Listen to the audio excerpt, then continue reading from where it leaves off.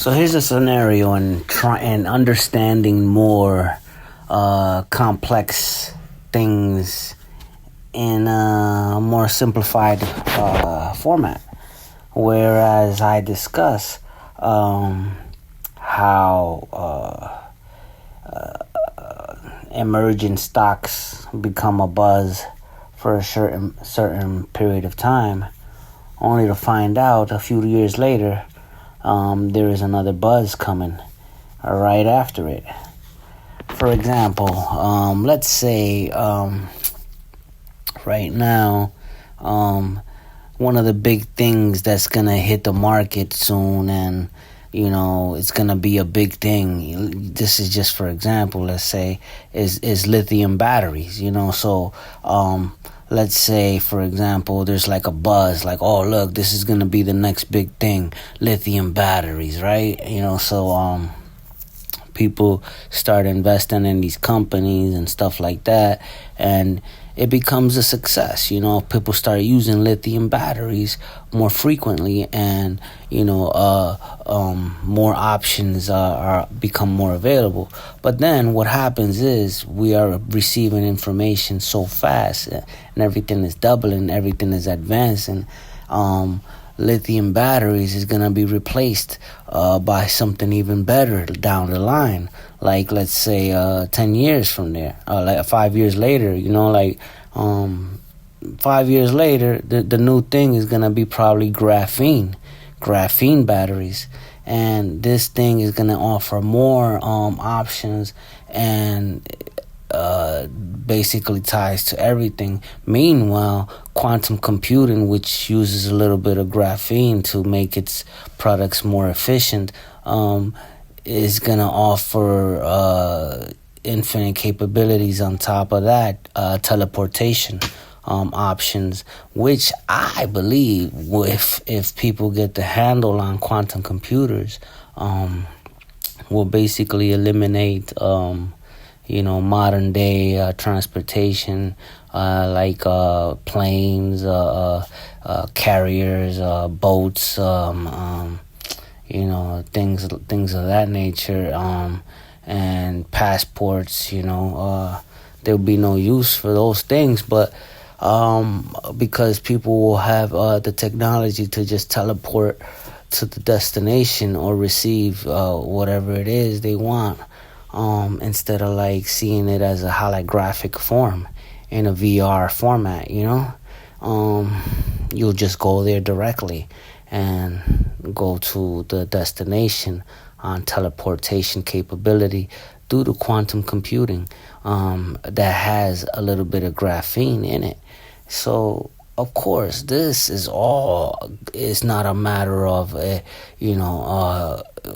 if, it's just a matter of when, but so right now, like I said, I started with lithium batteries, and that's gonna have to progress just to get the people thinking a little more advanced, And then once they're a little more advanced, they're gonna be like, okay, you know what? The next thing is graphene.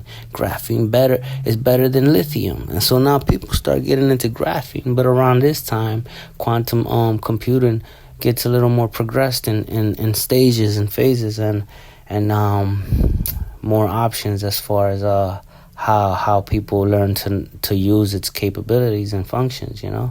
Like I said, with quantum computer, you're talking about teleportation on a nano scale, molecular level. So think about Ant-Man, and that becoming a reality. Everything is science fiction, but it's the technology is there. It exists already. It's just not mass produced. It's not in the market. But the technology is definitely there. And that has to do with quantum computer, and it's just a matter of people learning how to use these technologies, But right now, this is too advanced. Like I said, people right now, lithium batteries is too advanced for people, and that's just like the minuscule level, that you have to go through in order to get to the more advanced stages in the matter, in the whole ideal picture. So yeah,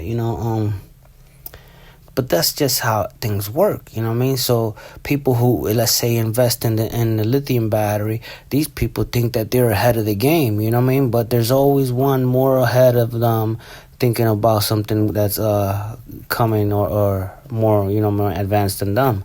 There's just this levels and phases to this, nothing wrong with them being advanced in their level, being in the lithium battery stages and stuff like that. That's cool. You're still ahead of a lot of people because you can recharge and you don't have to use gas, and there's a lot of convenience you could do with it. But the ultimate things just lead to more advanced technology and graphene. Since already there's companies available that can manufacture in a mass scale, it's just a matter of getting it processed and manufactured on a global scale. And so the same thing with quantum computer. Like, once people realize how to use it, which they won't get to that part yet unless they've mastered the level of using computer chips more proper with NVIDIA's capabilities, things like that. When you learn to have a lot of data and master the robotics field of manufacturing your own robots, then things around that area would promote more quantum computing.